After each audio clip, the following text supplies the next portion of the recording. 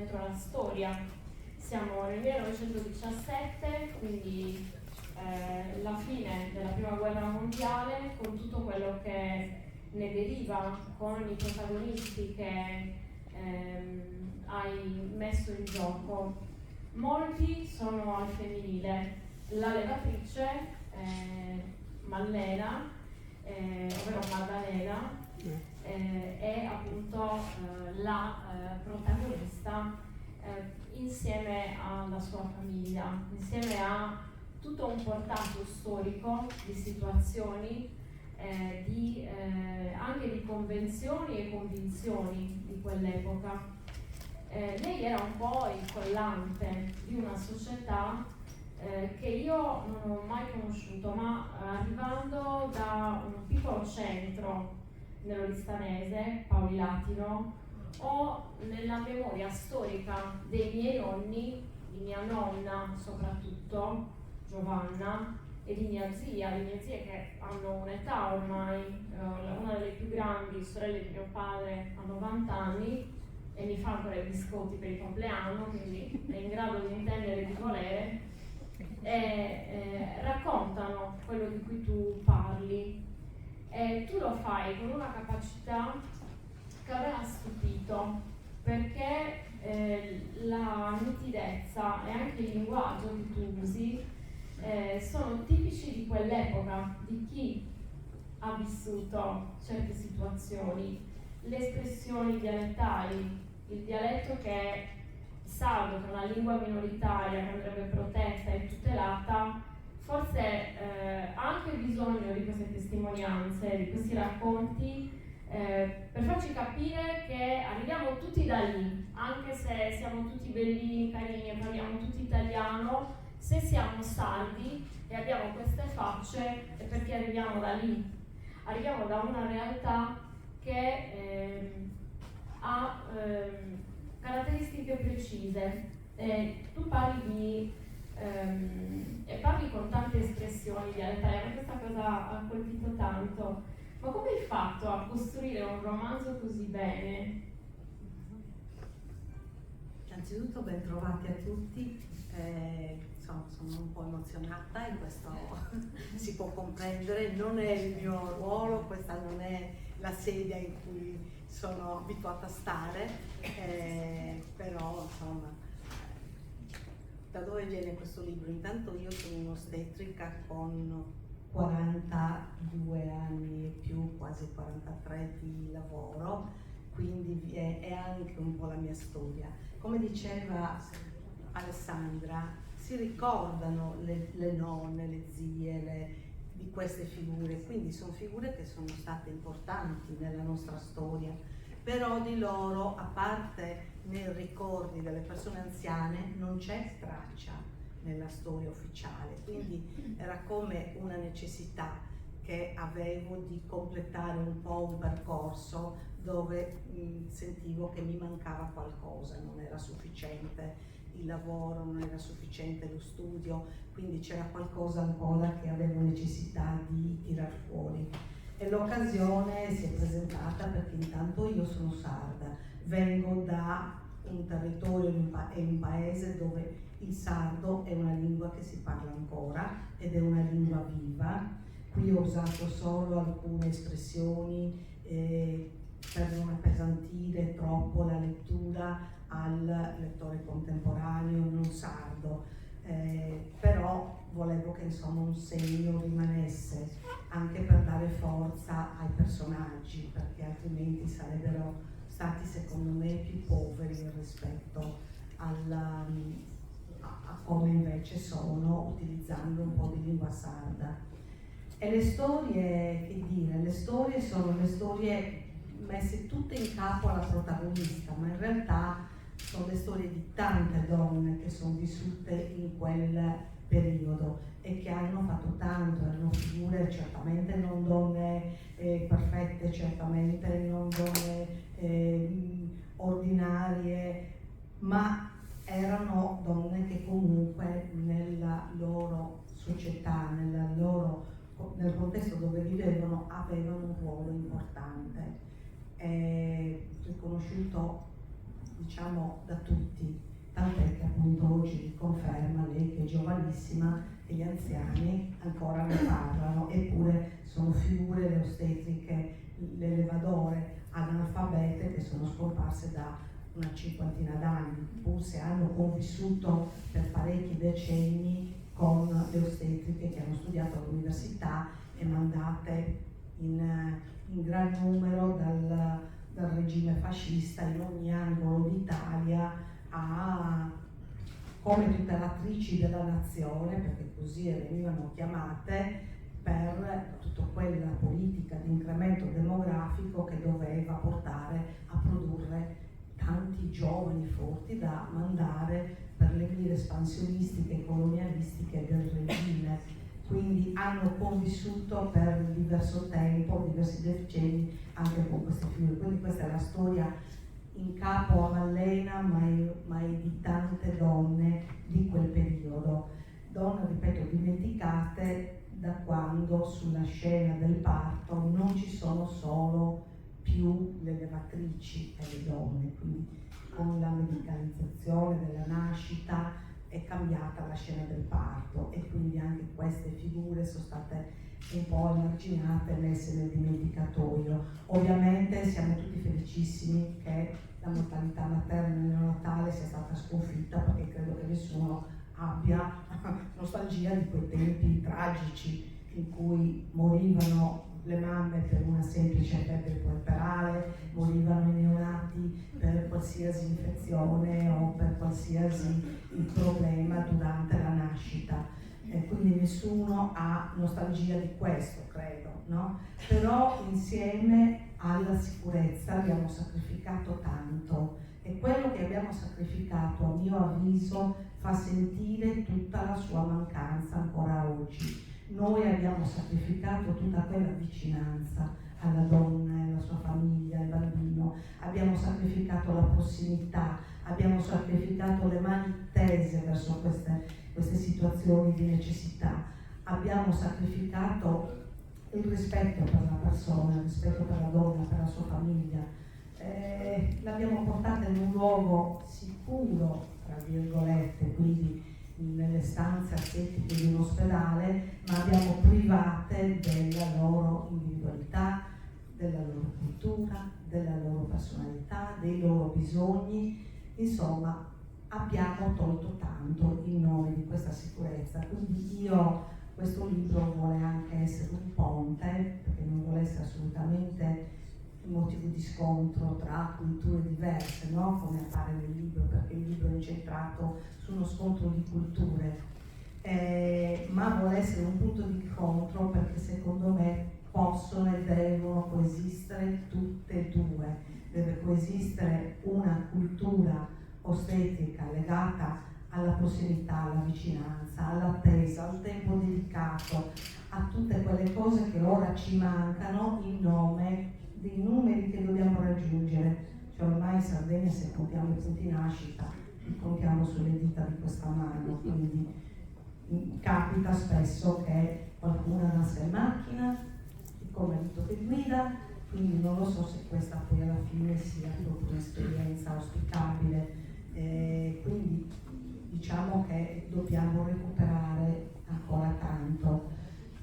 Se l'Organizzazione Mondiale della Sanità ci bacchetta da 3 anni dicendo che dobbiamo avere un percorso nascita che garantisca a una mamma e un neonato in buona salute col minor livello di cure possibili e il maggior livello di sicurezza possibile, e quindi qualche cosa che non funziona evidentemente c'è, per cui insomma il libro vuole fare emergere tutto questo e poi vuole fare leggere la nostra regione, che comunque in questo libro non è uno sfondo a tutta l'ambientazione.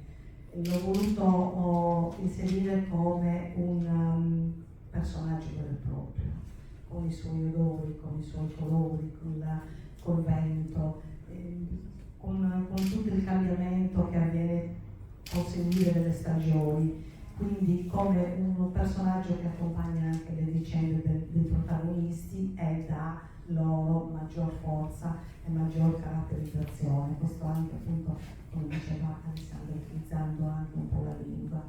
E poi da dove viene?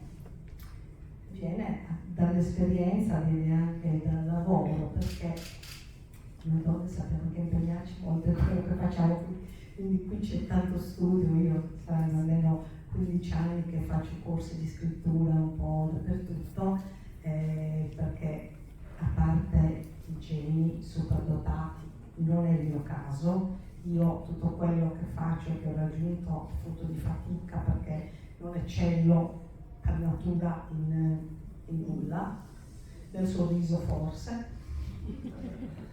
Per il resto, insomma, mi sono impegnata nelle cose che faccio, non ho questo genio che mi consente di fare delle cose senza, così con naturalezza.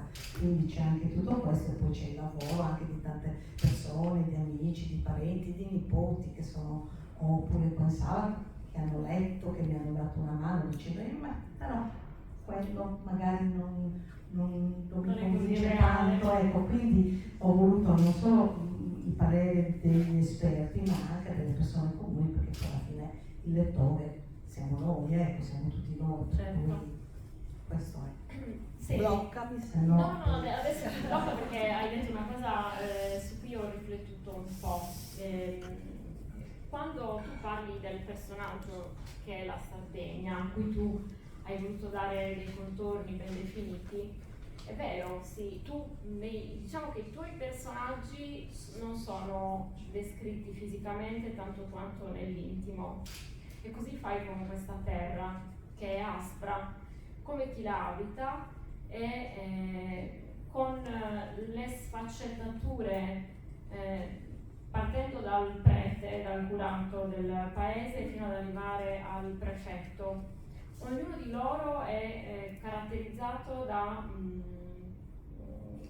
una sorta di reticenza nei confronti del prossimo, cioè sono caratteri aspri, ispidi, tutti. Ho trovato forse la più morbida in questo senso lei, Mallena, e poi parli, ed è sì, perché lei è il ponte tra la vita e la morte, per quanto possa magari anche non interferire nelle vite dei figli, non avere l'abbraccio facile, perché così è stata educata, ma io questa educazione l'ho vista nei miei zii, quindi non sono verità lontane. Ai genitori si dava del voi, quindi c'era distanza, e questo secondo me la dice lunga non solo su una genitorialità che va oltre la figura appunto no, di chi ti accompagna nella crescita, è proprio un'istituzione. E così tutto il resto, è tutto lontano, tutto inavvicinabile, tutto irraggiungibile. Parli col sindaco che ti dice una cosa, ma è poi tutt'altro, perché scopri che magari quei fondi che erano stati stanziati per te che torni dalla guerra non ci sono. Parli con il prefetto e il prefetto dice attenzione, chi siete voi per alzare la voce, per fare valere i vostri diritti. Quindi c'è una distanza che è anche una solitudine.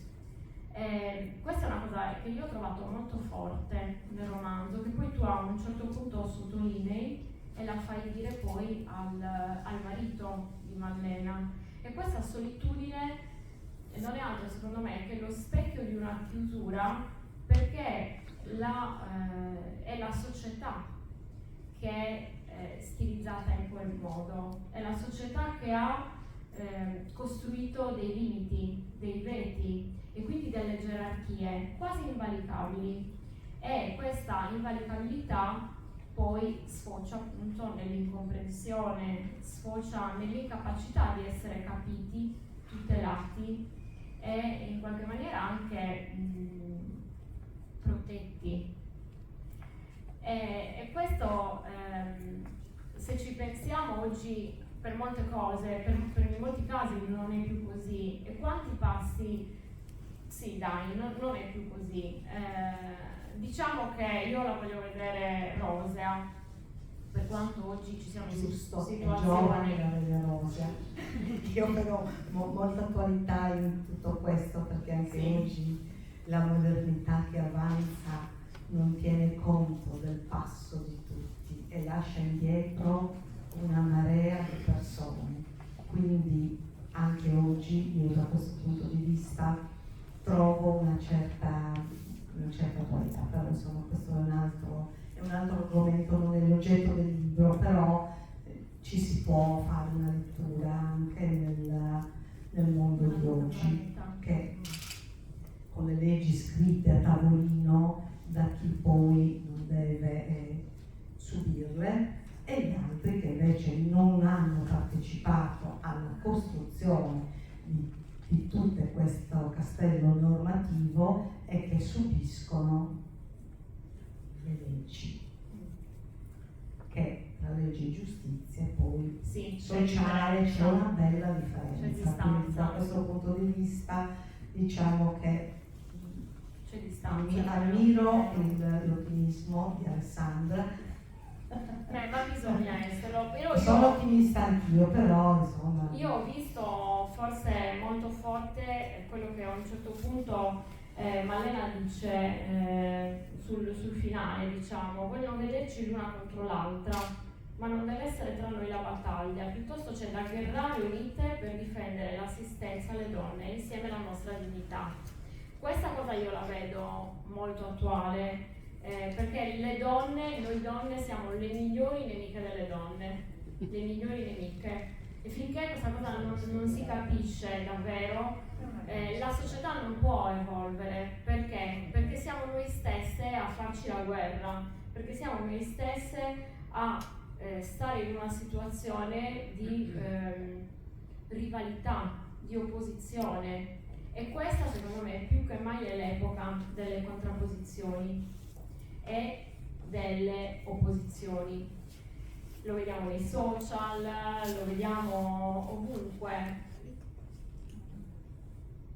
Non sono attiva sui social e in questo momento ne sono pure felice, perché così insomma magari mi rimane un pochino più di tempo per altre cose che non invischiarmi in storie che magari mi interessano anche poco e mi portano anche poco.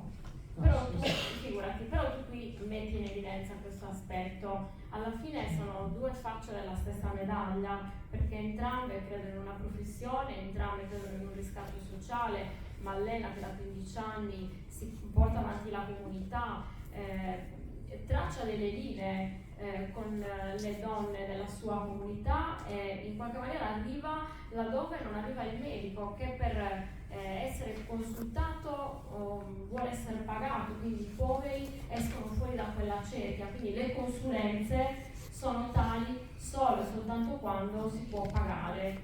Lei invece c'è senza mai, senza se, rinunciando anche alla propria famiglia, a 2 figli, rinunciando alle cure per loro.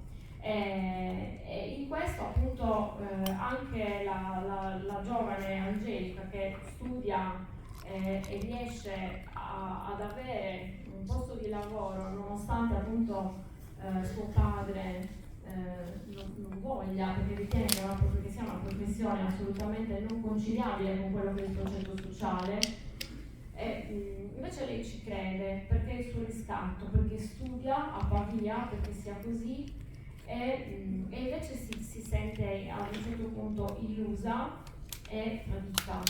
Quindi entrambe vivono un'illusione e una delusione, perché questa società non è in grado di accogliere l'evoluzione femminile, non è in grado di accogliere l'emancipazione della donna, che ha una professione che va riconosciuta, che va retribuita.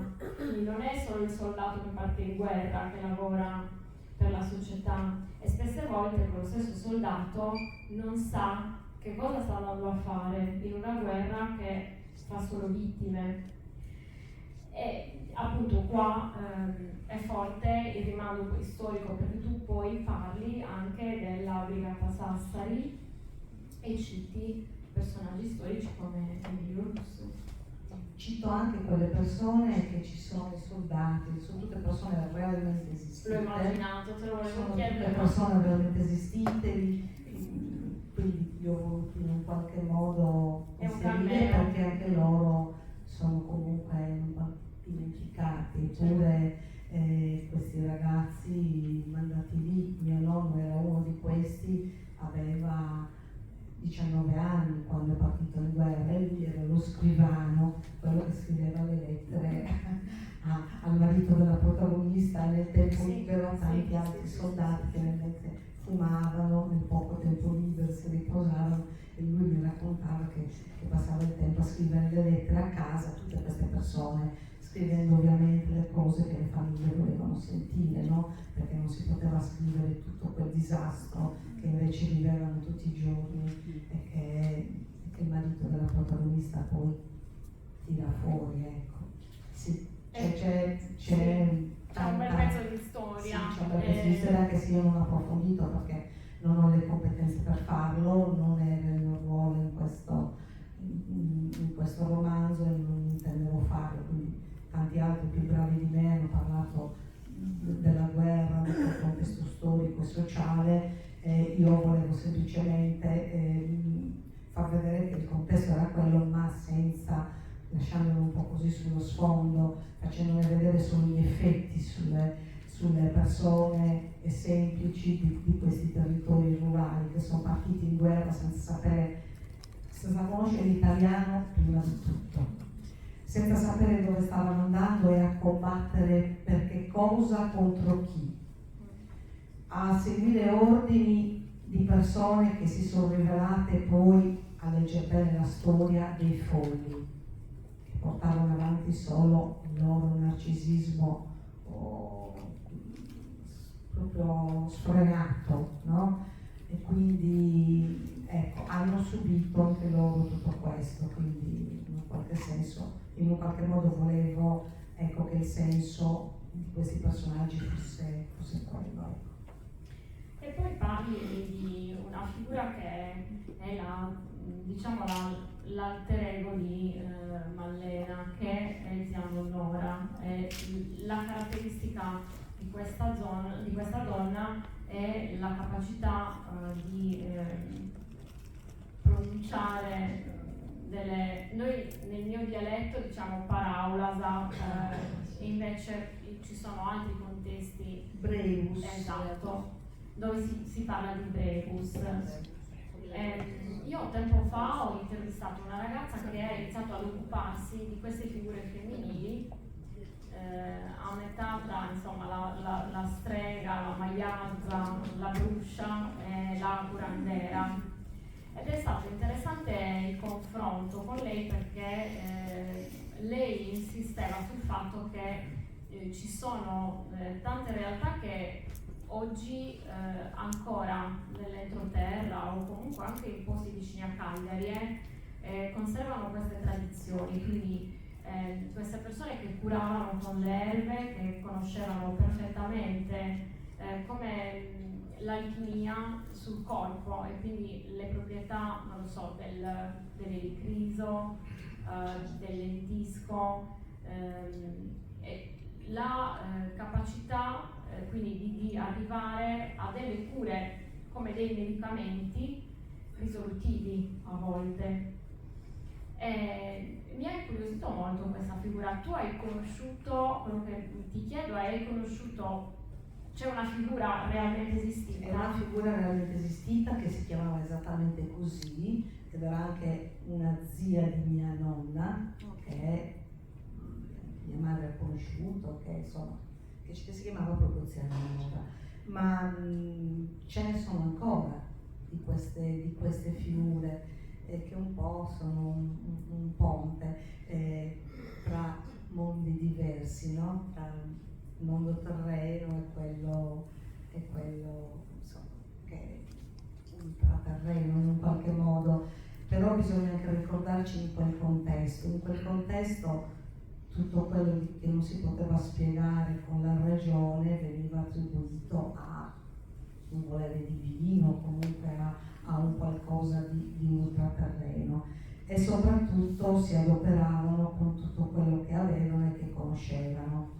In questo libro emerge anche che con l'avvento della medicina scientifica, in un primo momento i risultati non è che sono stati esattamente quelli sperati, perché quando il medico ti prescrive dei farmaci, quei farmaci per andare a farli preparare dal farmacista, dallo speziale, ci vogliono i soldi contanti che fanno din din, e le persone questo non ce l'avevano perché erano abituati allo scambio, quindi venivano remunerati con quello che si aveva. Allora c'era chi sapeva cucire e ricambiava mettendo in pratica la sua arte, e chi lo ricompensava con un pezzo di ricotta, ma il farmacista,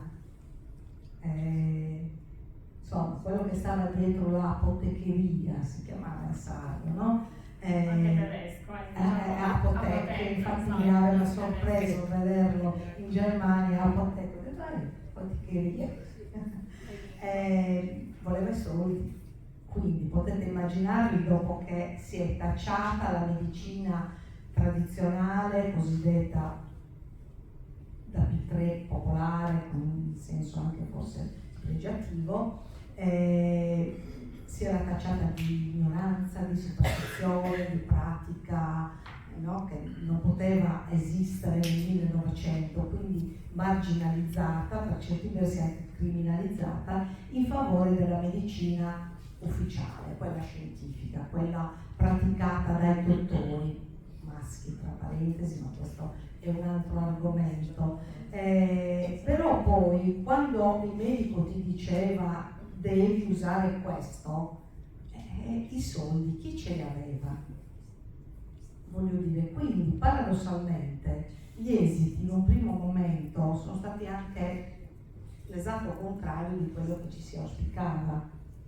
Quindi voglio dire, questo per dire che la modernità deve dare sempre il tempo di comprendere e di assecondare, e soprattutto deve dare gli strumenti per consentire a tutti di cavalcare il cambiamento, di usufruire delle innovazioni, delle scoperte scientifiche, di tutto quello che può portare benessere nella vita delle persone, migliorandone proprio la vita. Quindi tutto questo, se non succede, chi può, chi ha le possibilità economiche, culturali, sociali, intellettuali di seguire, va avanti.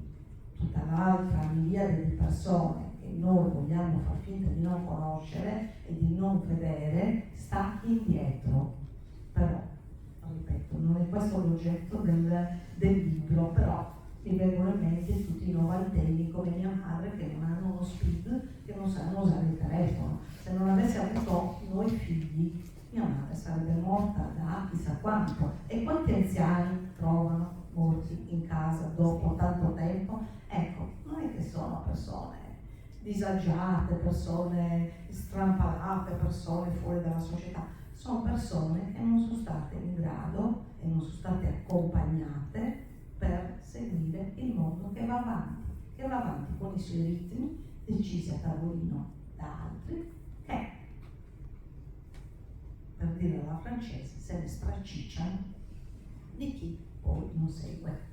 Quindi insomma, in un qualche modo dobbiamo anche stare attenti, con tutto quello che è modernità e anche equità e giustizia, benessere e progresso. Quindi facciamo una riflessione anche su questo. Alle volte è meglio un po' meno e un po' più, insomma, un po' più di giustizia. È un discorso difficile, difficile, infatti sì, non volevo neanche affrontarlo, per dire la verità, come non voglio affrontare neanche lo scontro, perché casomai con il libro volevo stimolare la riflessione su un incontro, un incontro tra generi diversi, un incontro tra medicina tradizionale e medicina ufficiale, un incontro tra una medicina che ascolta, che concede tempo, che concede anche di riconoscere l'altro come bisognoso di attenzioni, è bisognoso anche di essere rispettato nella sua individualità, e una medicina che invece ha bisogno di numeri, di sicurezza, di protocolli, di linee guida, di evidenze scientifiche. Ecco, tutte queste cose io credo che possano e debbano coesistere, però ci dobbiamo riflettere sopra. Per il momento siamo ancora al punto che ci scriviamo da decenni in quei libri dei sogni attorno a questi argomenti, però poi non si investono energie né umane, né strumentali, né economiche per portare avanti questo cambiamento. Quindi alla fine è tutta una cosa, permettetemi, fasulla, fuffa, per cui insomma ho un'età che mi consente di dire a gran voce che non è un argomento che mi interessa prendere dalla bocca di chi, no? Continua a scrivere tanti bei libri dei sogni che poi però, se non mi dici come vuoi raggiungere tutto questo, a me personalmente mi stai dicendo che mi stai solo, no? Aprendo una finestra e un po' di luce su di te, ma che non hai assolutamente nessuna intenzione di portare avanti con te. E gli investimenti sulla prevenzione ce li dicono, che sono pari a zero ormai, sempre di meno, eppure la prevenzione è la chiave per poter avere una sanità sostenibile. No? Dobbiamo cercare di prevenire le malattie, visto che non siamo neanche più in grado di sostenere le spese per le cure. E Dio mantieni che non ci saranno più farmaci antitumorali per gli ottantenni, perché costano troppo. No, è stata già smentita. Lo so, è stata già smentita, però intanto c'è stata. Da tutti i presenti, solo l'Unione Sarda ha scritto così. Ok. Cioè, non è che ci fidiamo così tanto. Ok, però intanto qualche cosa nell'aria in questo genere, so, mi preoccuperei, qualche cosa evidentemente trapelato. Io credo come te che ci sia sicuramente bisogno di un approccio olistico, perché l'essere umano è fatto non solo di fisicità, quindi ha una corporeità ma anche un'anima. La protagonista, che era assolutamente in un contesto religioso, perché c'era il prete che era il punto di riferimento, quindi lo si chiamava quando c'era una nascita o anche in punto di morte. Lei invece affida più che al prete, quindi alla concessione del cielo, quello che è il sapere, quindi una concretezza che poi alla fine è quello di cui tu parli ora. E diciamo coglie nel segno quando dice che la capacità che ha l'azione fa molto di più che una preghiera che sale in cielo, perché ovviamente un aiuto, se hai bisogno di me adesso, è molto più efficace, o lo è tanto quanto una preghiera. Per questo non voglio dire che ti creerà sbagli a pregare, ma la capacità di agire, di essere responsabili di quello che ci succede intorno, quindi avere la capacità non di ignorare, di tapparsi gli occhi, per quanto possa essere poco conveniente o non retributivo o non retribuito, e questo forse è quello che è importante come valore umano da salvare, come valore umano da riconoscere, al netto del fatto che pensiamo che, voglio dire, tutte le professioni, soprattutto la medicina, i medici, gli operatori sanitari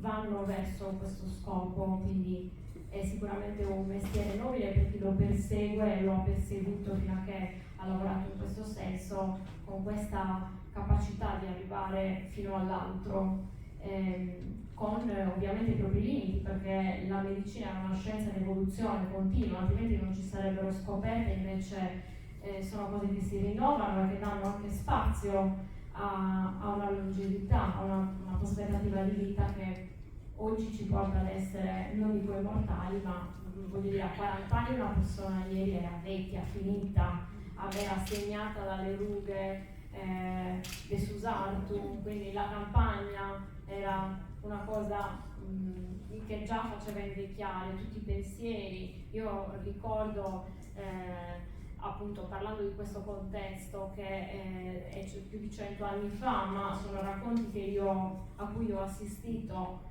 Non c'era l'acqua in casa, se volevi andare a lavarti i panni andavi a lavarti al fiume, c'era la lisciva che era un disinfettante. Cos'è la lisciva? La cenere del camino con cui ci si lavava anche i capelli.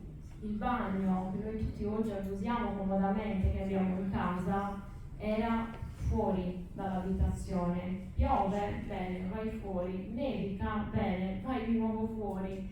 Quindi noi abbiamo delle comodità che oggi riteniamo sicuramente legittime, di cui godiamo perché è giusto, non è sbagliato, però c'è stata una realtà che è quella, ripeto, dei miei nonni. Mio nonno aveva un frantoio, nonno Salvatore era un mugnaio, è morto quando io avevo 4 anni, però io ho i racconti dei miei parenti, di mio padre, che soprattutto delle mie zie, che mi dicevano quando tuo nonno veniva a Cagliari a comprare le farine, a comprare quello che in un paese come Paulilatino non c'era, andava a piedi oppure a cavallo dell'asino, perché il cavallo costava troppo.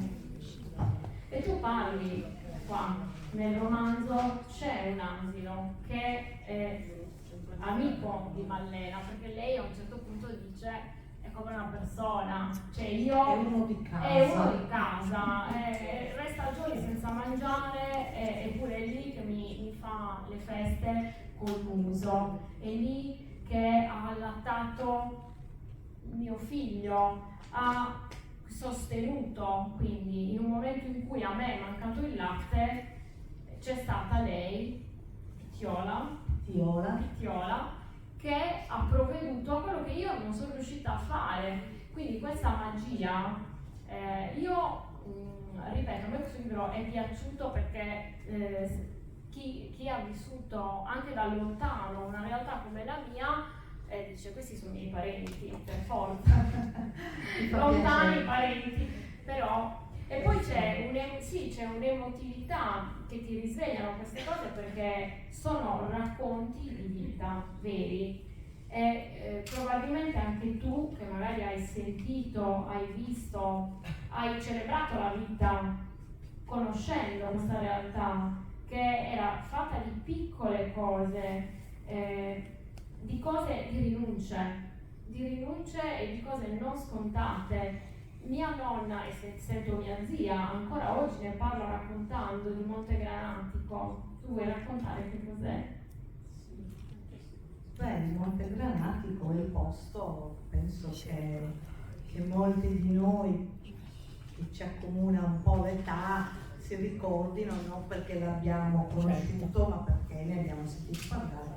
Era il luogo fisico dove venivano custodite i semi, le granaglie, dei cereali, di quello che serviva poi parte per la coltivazione dell'anno successivo e in tempo di guerra anche per il sostentamento della popolazione, laddove poi non c'erano le risorse all'interno delle famiglie, perché ovviamente non c'erano più gli uomini, non si poteva coltivare, quindi era un po' difficile. E infatti poi in quasi tutti i paesi anche oggi c'è un Monte Granatico che magari è un museo, un luogo di cultura oppure un luogo dove si fanno delle attività legate alle tradizioni, insomma, però in molti paesi è sopravvissuto il Monte Granatico e quindi insomma anche questo ho voluto inserirlo. E gli animali lo stesso,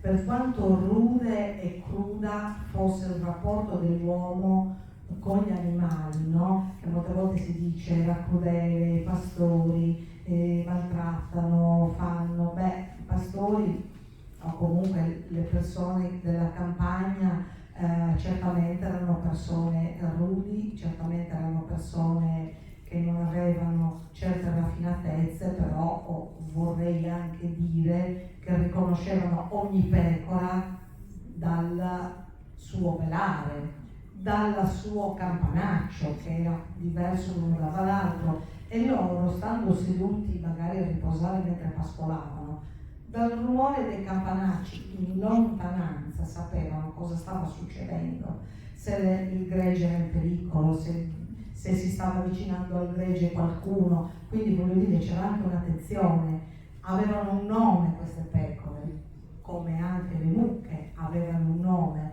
Cosa vuol dire? Che non era solo un rapporto. Io non credo che adesso nelle grossi allevamenti dove si scuoiano a vicenda questi animali l'uno con l'altro, da quanto sono ristretti in cattività, abbiano un nome o abbiano un rapporto di qualsiasi genere, se non quello di lucrare, di vederli come merce di chi li alleva.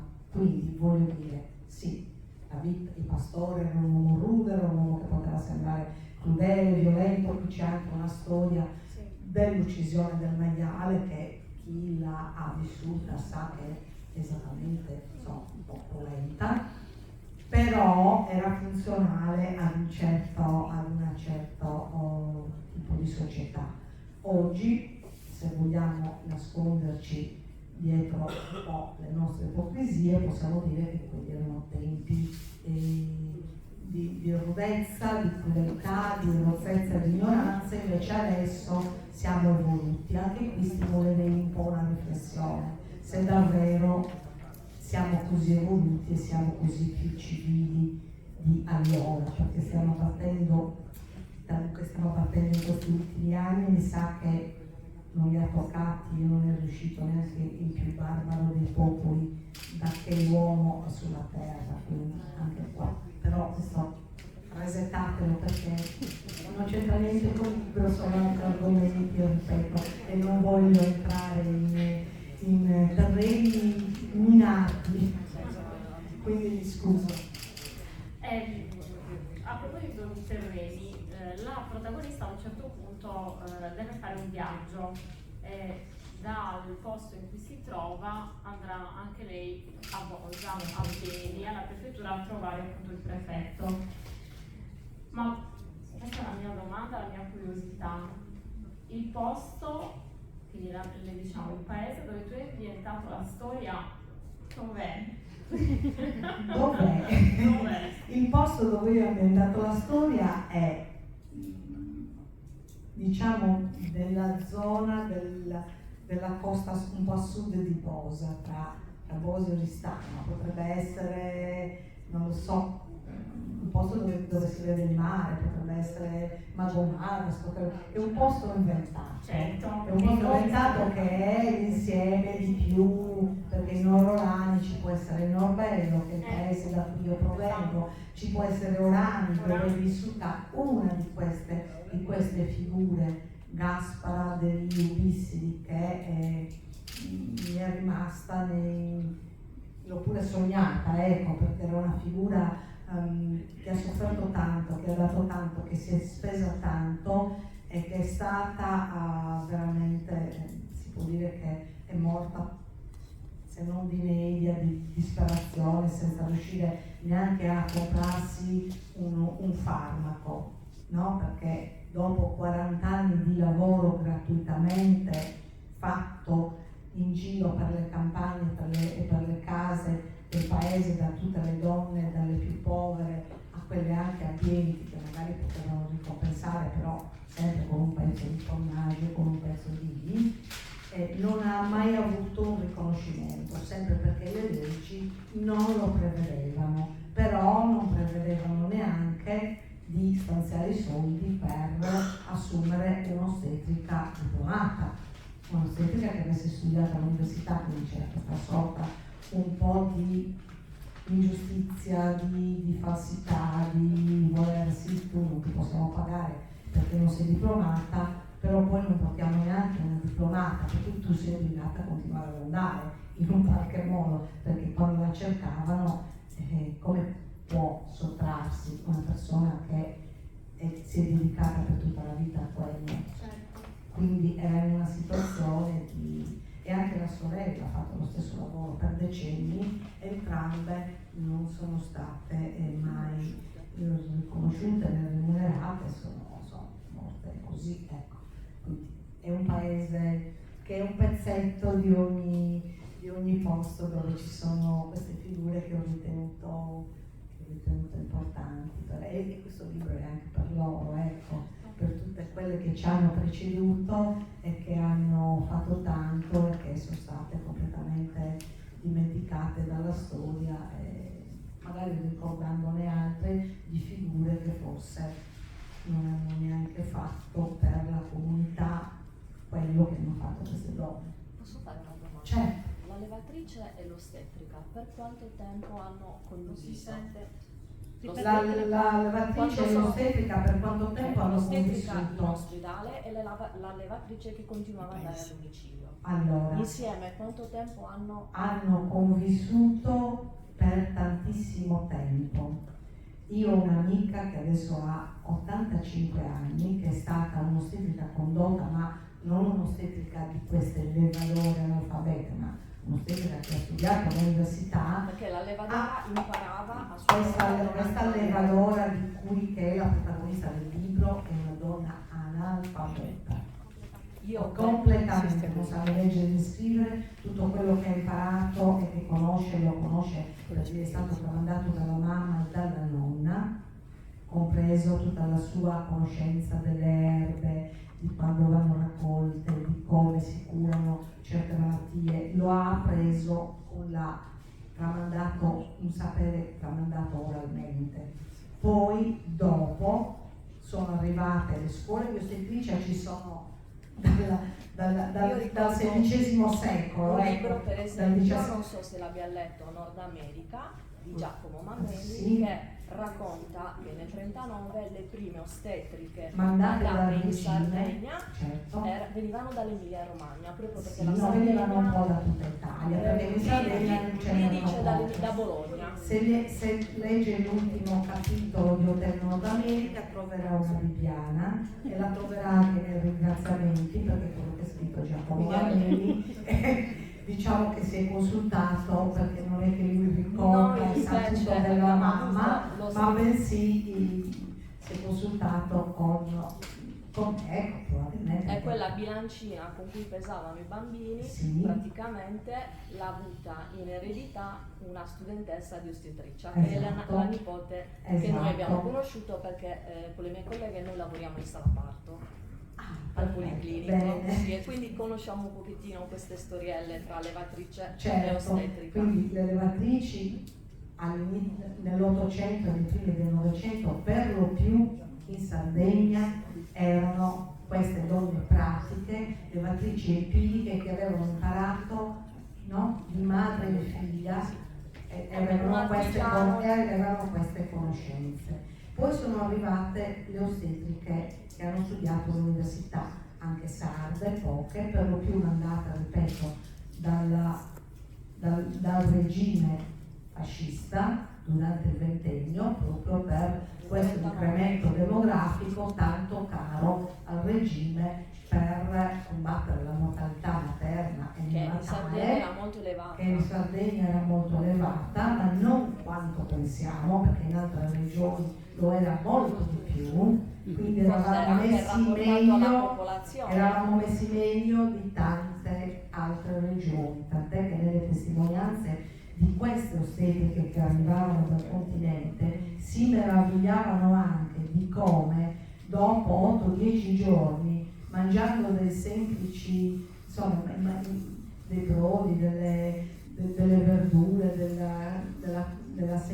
un'alimentazione molto semplice, molto spartana, si mettessero già in piedi e fossero sane, fossero in grado di allattare i loro figli e di svolgere tutto il resto si meravigliavano proprio, pur partorendo in case dove gli animali entravano e uscivano, perché l'asino in quasi tutte le case entrava dalla porta d'ingresso per arrivare nell'orto. Mia madre per esempio racconta dopo Pratera, che era la puerpera, sì, dialetto campidanese, Pratera, Pratera era in piedi. In Sud America ancora così. Perché aveva gli altri piccolini a cui Certo. badare e non è che E stesse si 3 giorni. partoriva in una storia, perché il letto era l'arredo più sacro che ci fosse nella casa, ma quando poi sono arrivate le ostetriche che hanno studiato all'università, che sono state, a cui è stato insegnato che era giusto e corretto partorire nel letto perché era più igienico, ma anche perché era più comodo per loro, che non dovevano inginocchiarsi scendendo a livello delle donne che stavano sulla stuoia per terra, magari davanti al camino, pure in estate, perché così quando il bambino nasceva poteva stare un po' al caldo, no? Quindi come potevano poi le donne del paese accettare una persona che veniva da una formazione simile? Se si andava a partorire nel letto dove non c'erano traverse impermeabili, monouso, tutta la biancheria che siamo abituati oggi ad avere a disposizione, come potevano poi rifare un altro materasso che era fatto di crine, che era fatto di lana, che era fatto di baccelli, di cereali, diciamo secchi, no? Quindi una logica ce l'avevano anche loro, non erano poi tutte così ignoranti, non è che avevano certe cose solo perché venivano da una cultura proprio barbara, fatta di ignoranza, di tutte queste cose che si tacciava, di cui le si tacciava, no, avevano una loro razio, avevano una loro logica. Vanno a sporcare il materasso di sangue, di liquido amniotico, di tutto quello che può succedere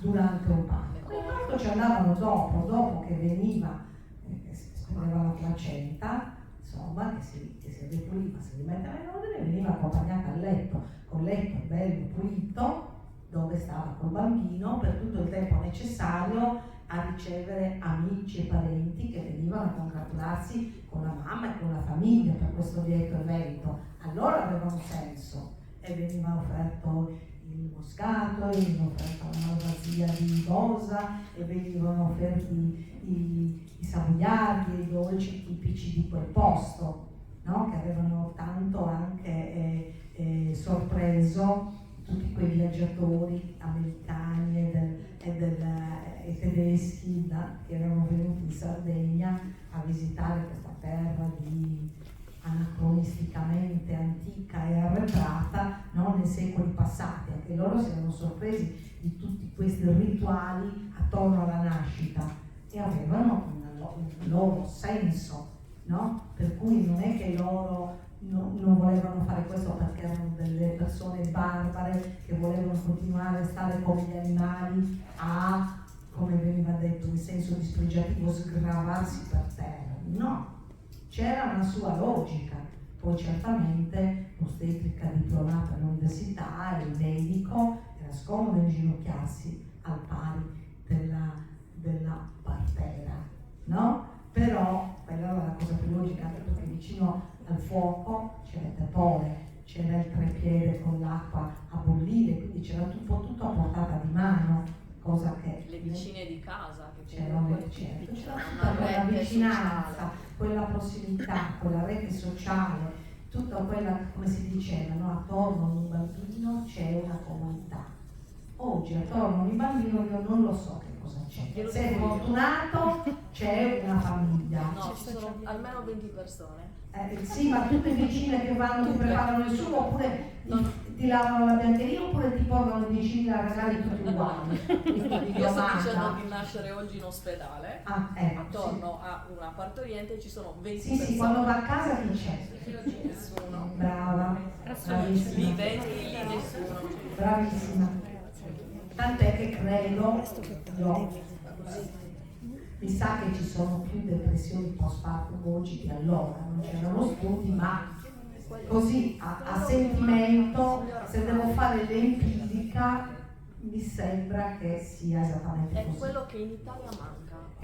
L'ostetrica che va dalla mamma dopo il parto, mentre in Francia, in Inghilterra questa figura bravissima, ecco. Sto si parlando evitano molte esattamente di depressioni questo, post-partum. che Anche il supporto all'allattamento. le culture diverse devono, come si può demonizzarne una a vantaggio di un'altra, perché non c'è una perfezione solo da un lato, dobbiamo trovare un incontro per salvare e mettere insieme tutte queste strutture con un approccio un po' più ampio, che non sia solo quello medicalizzato, ma ci sia rispetto per la persona, ci sia possibilità, ci siano braccia tese, ci sia rispetto dell'individualità, ci sia tempo da dedicare e mani che ti incontrano. Ecco, adesso io non lo so se ci sono tutte queste mani che ti vengono incontro e che ti supportano, oppure se una volta che rientri a casa è finita, perché anche tua mamma lavora oggi, della mia, perché c'hai venuto da stare via, no? Sì, infatti Vengono gli amici, ti mandano regali costosissimi, magari te ne mandano anche 4-5 tutti uguali. La mamma, adesso vi dico vi faccio una battuta, magari non ha un paio di mutande, per dire, perché quelli di prima della gravidanza non le stanno, quelle della gravidanza le cascano, sicché insomma questa è una battutaccia giusto per rendere l'idea di come siamo messi. Grazie. Io non so se qualcun altro abbia domande da fare. Non c'è tempo. Francesca mi dice che non c'è tempo. Anche perché l'autrice si dilunga. Abbiamo iniziato in ritardo. Siamo un po' in ritardo. Grazie a Etula, grazie a Viviana e grazie a tutti per essere stati là. Grazie davvero a tutti.